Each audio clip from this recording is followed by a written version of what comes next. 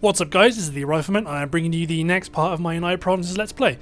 So, just to kind of round off what happened last time, I'm pretty sure we captured Paris, because I think none of these buildings are being repaired. So, that's what happened last time, and because it's been quite a while since I've played this game, what I'm going to do is take a step back for a few minutes and just kind of reevaluate my strategic priorities and see quite exactly what direction I want to go.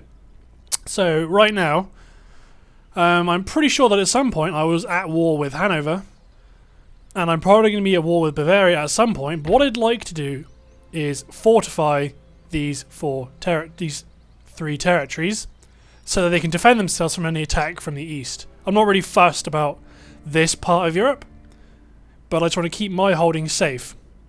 Down here towards the south we have an army chasing down a Savoy force. Just a sec.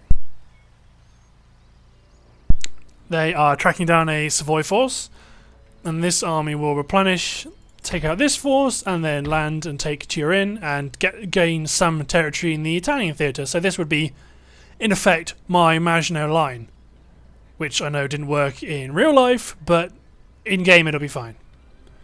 And it'd be quite nice if I could have all these Amsterdam, Cologne, Stuttgart, and Turin all garrisoned and fortified, then perhaps have an army in Paris, or maybe an army in Brussels, or perhaps an army in Brussels and Strasbourg, just to kind of check that any multiple stack armies, such as Hanover, because you can see right here they've got lots and lots of troops, that they don't just send 3 in and completely own me. I can just kind of hold my own. But in Europe, what is going to be happening is I'm going to be heading south towards Madrid and ultimately conquering Madrid, Lisbon, taking Gibraltar and Tangier, and taking just pretty much the entire of Western Europe. Then perhaps I might send a stack onwards across North Africa. While this is going on, I'd like to try and keep Great Britain on my side. As you can see, I'm allied with them right now. But my objectives for victory conditions mean I have to capture a few territories in the Indian theatre, which I will do after I've solidified my gains in the Americas, but I have to take New York. And if we hop over to the Americas, Great Britain has taken, or has claimed, the 13 colonies, somehow, despite not owning the single-player objectives of Montreal, Quebec, and Savannah. But that's not a problem. As you can see, all of the French territories, like Upper and Lower Louisiana, and Montreal, for example, and Quebec has ceded into its own territory. That's what happened because France has lost all its territory in Europe, and it's all mine. But what's happening here? Oh, I know what happened.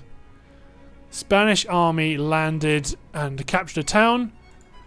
My army, which has been working its way through the Americas, actually I think the army from the start of the game, because it still has demi-cannons and pikemen, taking out Spanish troops, Spanish remains. But this army is going to head back to New Mexico to resupply, retrain, and that's worth a lot of money per turn. It's going to resupply and retrain and keep heading up the mainland of the US. Whereas this naval force, which I spotted like just before I recorded this, I kind of gave the map a quick scan over, so I had a rough idea what I was going to talk about. This army is going to land in Port Royal and Nassau at some point. Oh, lag. There you go. It's going to land at some point, but not now, because I'm in a good place with Great Britain. It seems to be whenever I...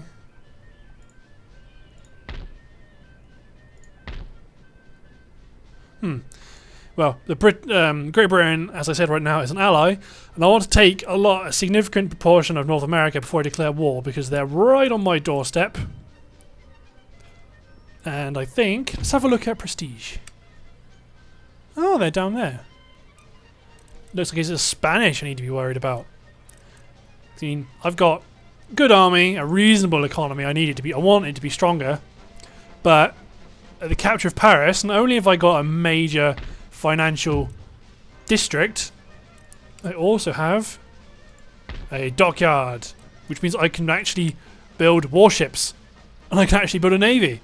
But this could lead to some pretty epic battles, because I'm hoping this is all just fifths, 5th, 6th, and sloops. 5th, 4th, a few 4ths, some light galleys, a load of rubbish. 5th, 6th, and sloops.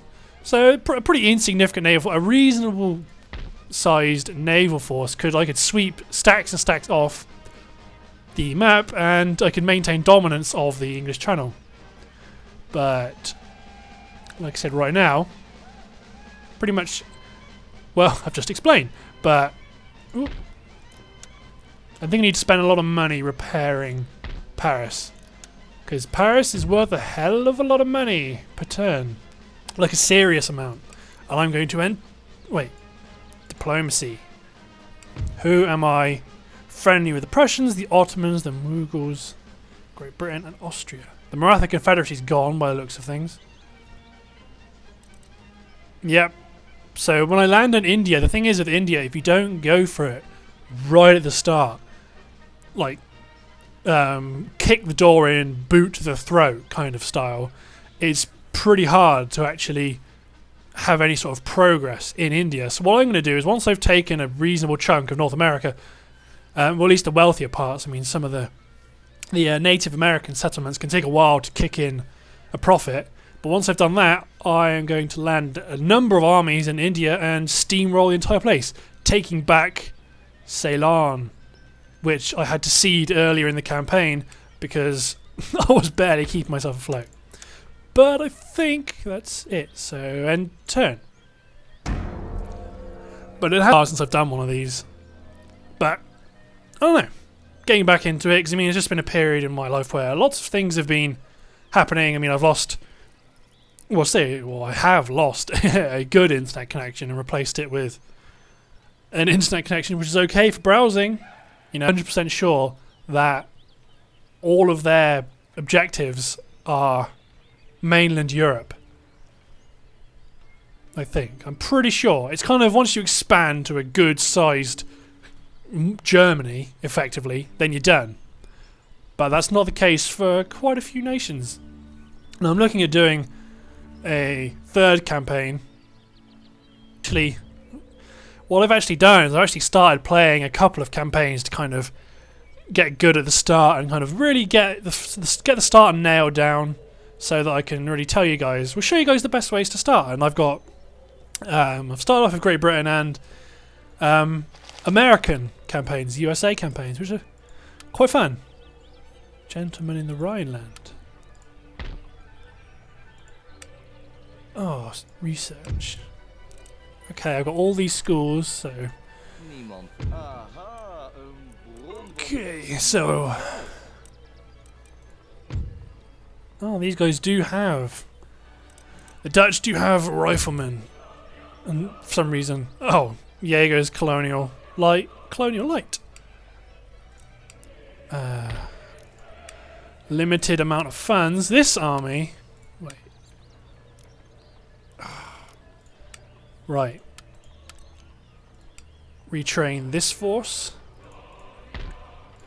Amsterdam is easily capable of defending itself, because if you look at the forces, the golden bars represent troops that are deployed in the settlement. These guys, whereas the grey represents garrison forces.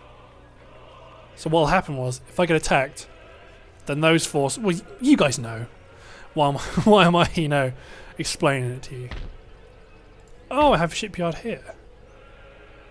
Ooh. Wow. I think I must have just built that. Right. Well, I'm probably not going to need that. Oh, well. Repair buildings. Oh, they haven't... Oh, I can upgrade the military buildings. The barracks. But I don't want to. What I want to do is... Why is it being... laggy? Rubbish. Repairing all my economic buildings. Steam pump iron mine, 1800. 3 turns, I'll make my money back. Well, 6 turns, because it takes 3 to build. And I'm not... Paris is Catholic, so I better build a church school. But I am going to have a battle against Savoy with lots of cavalry. But it's going to be fun. If I can go this way, there you go. The only reason I manoeuvred there is so that if they retreat, hopefully they'll retreat towards Italy, whereas if I attack them from the south, they might retreat north and then just rebel, will pillage all of my towns and steal, will destroy all of the works, construction works I've got going on, which would be really annoying. So, I'll see you guys on the battle map. Okay guys, here's the results. They're pretty much done. They've only got 450 guys left, and I have 3,300 pretty much. Let's just kind of have a look at kills, and it's just line, line, line, line, line. Demi cannons. That was a murderous opening volley. No! There we go. Then if I can advance up. There we go. Because what I really don't... What's really annoying is if you click to repair a building or construct a building, that suddenly the AI just decides to go... They'll just pop in here and tear it all down. And that's really, really annoying. What's... Edward Russell. Wait. If you hover over the unit, it says Edward Russell. But if you go over here, it's Lewin Court. Unless there's another Admiral's flagship. But if it was an Admiral, it would have an Admiral's pick. Whatever. Whatever. So, end of my turn, I think. By the looks of it, just keep bottling them towards Savoy and catch me another port and prevent Great Britain with another trade ally. Trade partner. End turn. I keep moving up to New Mexico. New Mexico's worth so much money. There's so mines, and mines are just kind of... You get some buildings that are kind of plus wealth per turn, plus 0 point something percent population growth. And that's cool and everything, but my spend money on this asset, you know, it's not going to affect that, it's going to earn you more money. And this is a thing. In Vanilla Empire, if you have industrial buildings, you get negative population effects from industrialization because, you know, machines are doing more work, and so the employers have to... Employers can make savings by firing people because they... Ooh. No, Sweden. You're hostile to me. I don't like you. You're not getting anything. I don't want your blood money, Sweden. Just kidding. Well, in the game I'm not, but in real life I'm kidding. But... So that's a thing in Vanilla Empire, but that doesn't seem to be a thing... Well, in Vanilla Empire, that you get unhappiness from industrialization, so you have to build coaching inns and happiness buildings. Well, one thing, really. You get unhappiness things which you have to counter with. And in Darthmod, that just doesn't happen. All that happens is you kind of go, you just build your industrial buildings. No one says anything because they're getting a lot of wealth. And oh my god, there's lots of investments I can be doing here. Mines, plantations, meager yield mine, average yield. I don't have a lot of money coming in per turn. Low yield. Wait, where's the average? Well, average gold mine nets me 2,100. Silver gets me 1,200. So, for a... don't know why it took me so long. 900 increase for how much money? How much more does it cost me to build? For a 900 increase, it costs me another 4.5, I think. Yes. 4,500. 450. So, you will have my money, sir. And invest in a port because you... It doesn't matter how much of trade resources you produce. If you produce in significant amounts of resources, it doesn't mean anything if your port can't handle it. If your port can't export it, you'll get the bonus for your town, but you won't for your settlement from producing it and selling it of sorts. But you won't get trade bonuses because your port can't release that resource into the market. So that's something good. That's good to put your money in, as is farms. Actually, farms are quite good to put your money in as well. But I got my trade going on. Spanish villager. Oh, and here's the thing. I think this is how it works. If you have a resource in a region without a port, if it is next to a region that has a port, in this case, Guatemala does have a region next to it, and that is Mexico, then these resources, the coffee, will in effect be transported to this port, which will then be exported. But like I said before, there's no point exporting it. There's no point producing it if you can't export it. Ooh. Coffee and sugar. I must have destroyed that last time. Oh man, I want more coffee. I really like having a variety of things to trade in. I really like that. I don't... Because you mean... The prices of commodities change throughout the game. Really expensive ones that could just suddenly drop. I've seen ivory drop to single digits. And I've seen other things raise up to like 45, huge amounts. And you can manipulate the market of sorts. Like there's 2 trade regions where if you own all of the points but only have 1 ship on each, that reduces the supply of ivory, and ivory skyrockets. And it goes up to like 45.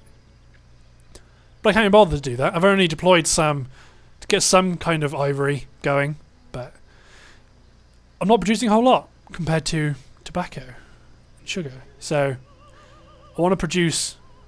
Oh yeah, places are being... Trade routes are being plundered somewhere, which is why I'm not getting the bonus from my spices. The only area in the American theatre you can produce spices. The only place outside of India. But looking at the time limit, I think I'm going to finish this part here. So thanks for watching, guys, and I'll see you in the next part.